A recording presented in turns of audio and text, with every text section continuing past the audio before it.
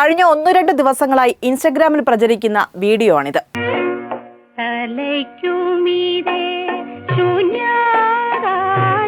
കേരളം ഭരിച്ചിട്ടും ഇതുപോലെ തകർന്ന് തരിപ്പണമായ റോഡിലൂടെ ചുവന്ന കൊടി പിടിച്ച് വികസന ജാഥ നടത്താൻ ഇവർക്ക് എങ്ങനെ കഴിയുന്നുവെന്ന് ഇത് കാണുമ്പോൾ നമുക്ക് തോന്നാം. പക്ഷെ എന്താണ് ഇതിന്റെ യാഥാർത്ഥ്യം? ഇതൊരു PWD റോഡാണോ?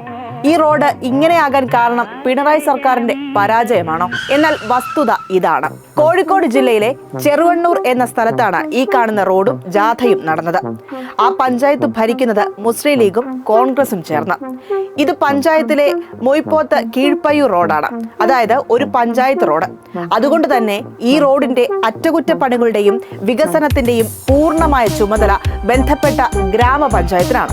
സ്വന്തം വാർഡിലെ പഞ്ചായത്ത് റോഡ് പോലും നേരെയാക്കാൻ കഴിയാത്ത കോൺഗ്രസിനെതിരെയാണ് ആ ജാഥ നടത്തിയത്.